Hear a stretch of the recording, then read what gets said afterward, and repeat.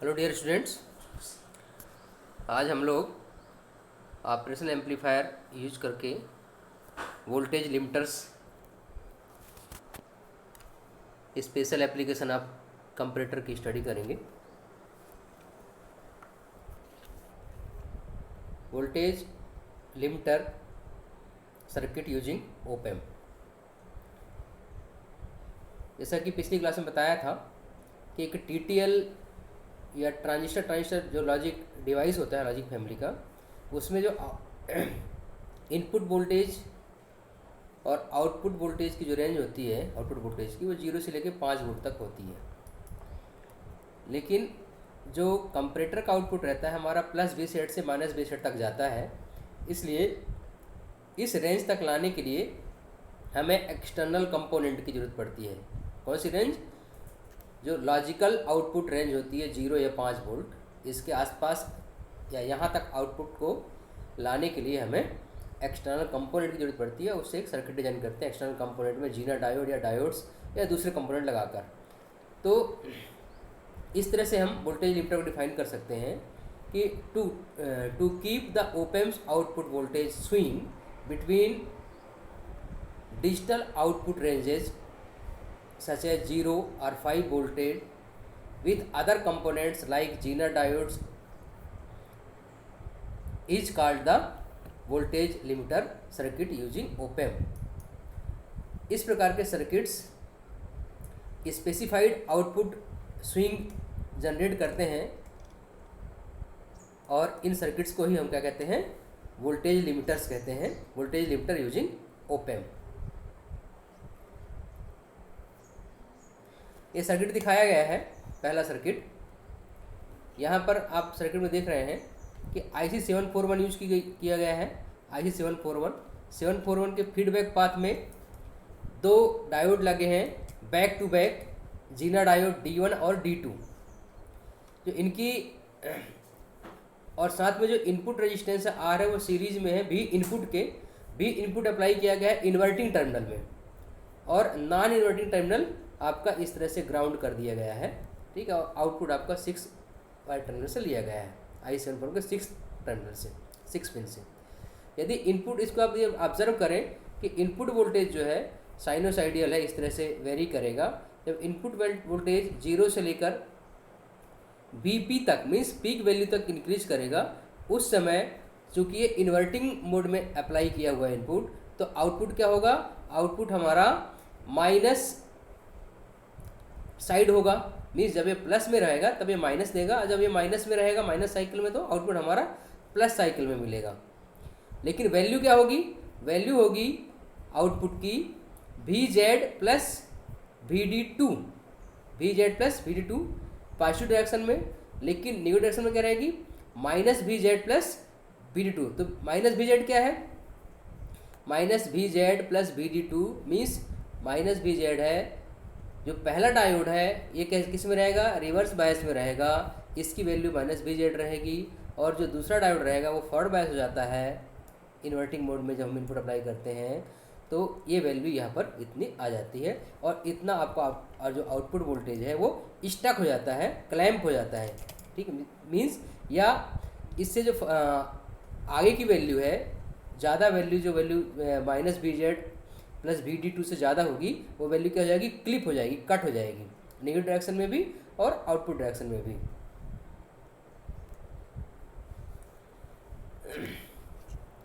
Figure में आप देख सकते हैं पिछले कि there are 2 zener diode which are connected in feedback path. आपको बता दिया गया है। ये जो डिज़ाइन है ये हेल्प करती है वोल्टेज की लिमिट को बरकरार रखने में, पॉजिटिव और नेगेटिव डायरेक्शन दोनों में। जो आउटपुट वोल्टेज मिलेगा उसकी लिमिट को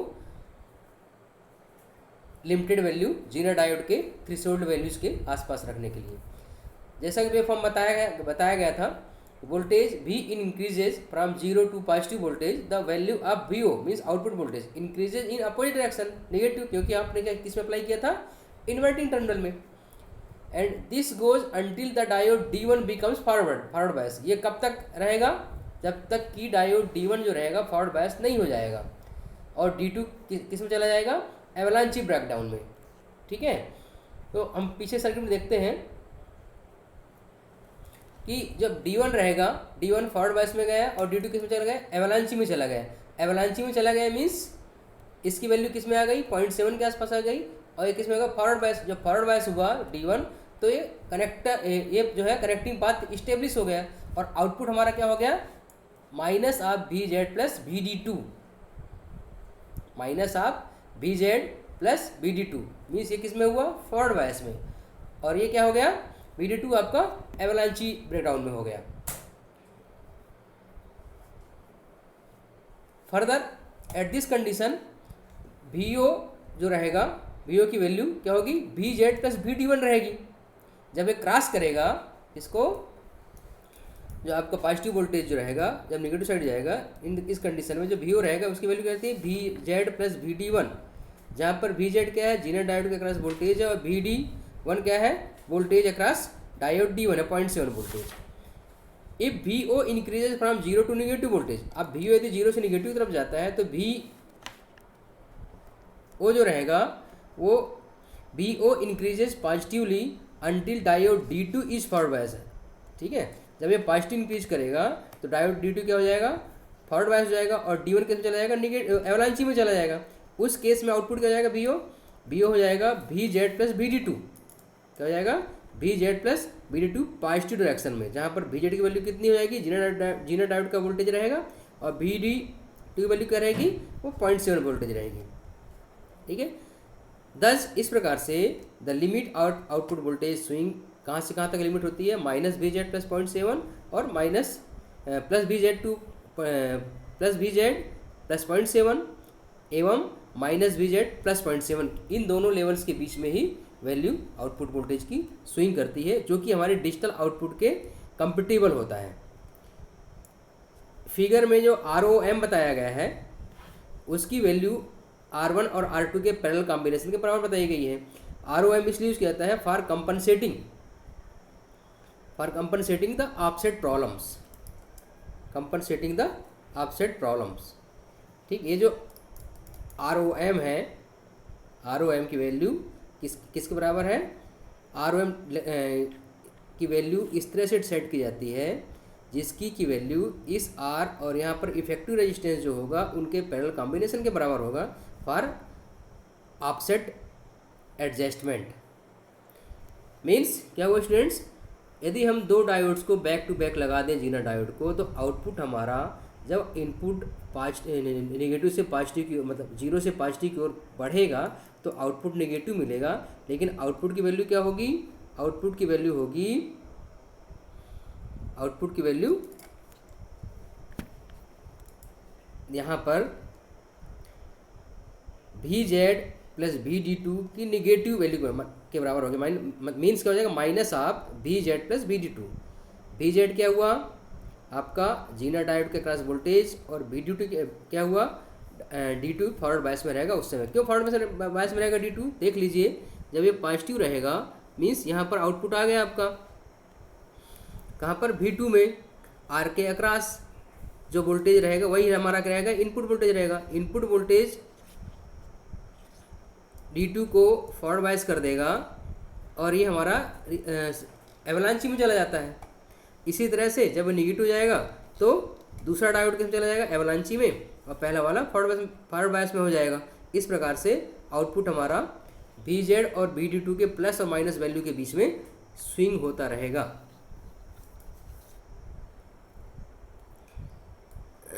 अब यदि डायोड D1 जीनर डायोड रहता है और D2 को आप एक सिंपल डायोड रेक्टिफायर डायोड से रिप्लेस कर देते हैं तो आउटपुट वोल्टेज क्या रहेगा, हम आगे देखते हैं। When V input ranges from 0 to positive voltage D2, जिसको आपने क्या कर दिया, रेक्टिफायर बना दिया है रेक्टिफायर डायोड से, वो क्या हो जाएगा, रिवर्स बायस हो जाएगा, और आउटपुट किस में जाएगा, माइनस VZ के बराबर हो जाएगा। और जब V इन 0 से नेगेटिव तरफ जाएगा तो क्या हो जाएगा, D2 हो जाएगा forward bias, and D1 goes into the avalanching condition, और यहाँ पर क्या जाएगा, output VO VZ plus VD2 के बराबर। यहाँ पर देख लीजिए, ये आपका जीनर डायोड है और ये हमारा सिंपल डायोड है D2। जब पॉजिटिव डायरेक्शन में आउटपुट रहा तो इनपुट रहा पॉजिटिव, तो आउटपुट हमारा किस में चला गया, माइनस बी सेट के बराबर में। क्यों माइनस बी सेट में, क्योंकि जो डायोड D1 है ये किस में चला गया, डायोड D1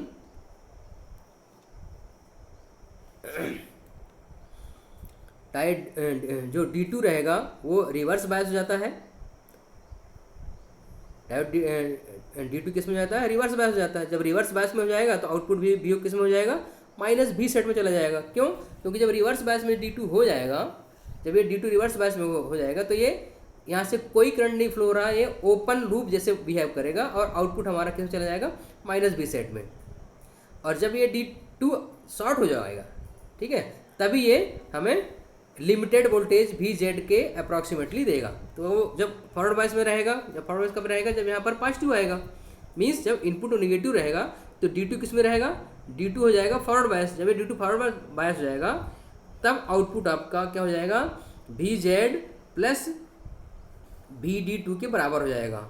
इस तरह से पॉजिटिव हाफ में आउटपुट आपका VZ प्लस VD2 हो जाएगा और नेगेटिव हाफ में क्या हो जाएगा, माइनस V सेट के बराबर हो जाएगा। अब यदि इनकी पोजीशन रिवर्स कर दी जाए डायोड की तो हमें सेकेंड साइड भी लिमिटेड वोल्टेज मिल जाएगा। आगे फिगर में बताया गया है व्हेन द यूज, जब सिंगल हम जीना डायोड यूज करेंगे तो आउटपुट क्या होगा, जब सिंगल जीना डायोड यूज करेंगे तो क्या होगा, this enables the output to be limited between VZ and minus VD। VZ और माइनस VD के बीच में आउटपुट को लिमिटेड करेगा। ये देख लेते हैं, हमने सिंगल डायोड यूज किया है, जीना डायोड ये वाला। जब जीना डायोड सिंगल यूज होगा तो जो इनपुट रहेगा, जब पॉजिटिव डायरेक्शन रहेगा तो आउटपुट हमें क्या क्या मिलता है, निगेटिव मिलता है, क्योंकि इन्वर्टिंग में आपने इनपुट अप्लाई किया है। पर उसकी वैल्यू क्या होगी, माइनस ऑफ VZ के बराबर होगी। क्यों, क्योंकि जब ये निगेटिव डायरेक्शन होगा तो ये किस में हो जाएगा डायोड, आउटपुट की वैल्यू क्या आ जाएगी, आउटपुट की वैल्यू वही होगी जो कि जीना डायोड के क्रॉस वोल्टेज है, वो हो जाएगा माइनस VZ। और जब ये आपका इनपुट वोल्टेज निगेटिव साइड में जाएगा तो ये जो डायोड हो जाएगा ये हो जाएगा एवलांची कंडीशन में, और यहाँ पर पाथ मिल जाएगा फीडबैक में, और यहाँ पर आउटपुट हमारा क्या हो जाएगा, प्लस V सेट हो जाएगा। क्यों, क्योंकि जो डायोड जीना डायोड है यहाँ पर as a open loop create कर देगा, मीन्स ये यहाँ पर कोई भी डायोड नहीं, कोई भी कनेक्शन नहीं है, इस तरह से बिहेव करेगा क्योंकि हाई इम्पीडेंस स्टेट में चला जाएगा ये। इसलिए आउटपुट क्या मिलेगा, जब उस समय मिलेगा आउटपुट हमें प्लस V सेट। मीन्स कहने का मतलब ये हुआ कि जब डायोड कंडक्ट करेगा जीना डायोड तब हमें आउटपुट माइनस VZ मिलेगा, जब कंडक्ट नहीं करेगा मीन्स ओपन लूप हो जाएगा तो आउटपुट हमें प्लस V सेट मिलेगा। अब यदि इसकी पोलरिटी को चेंज कर दिया जाए तो हमें रिवर्स आउटपुट भी प्राप्त हो जाएगा, मीन्स जो पॉजिटिव डायरेक्शन का आउटपुट है वो हम उसको हम लिमिटेड कर सकते हैं। ठीक है फ्रेंड्स, स्टूडेंट्स ये आज का लिमिटर वाला पार्ट यहीं पे ख़त्म होता है। आगे क्लास में हम लोग कंप्यूटर के और एप्लीकेशंस के बारे में स्टडी करेंगे। 13 मिनट का हो गया है।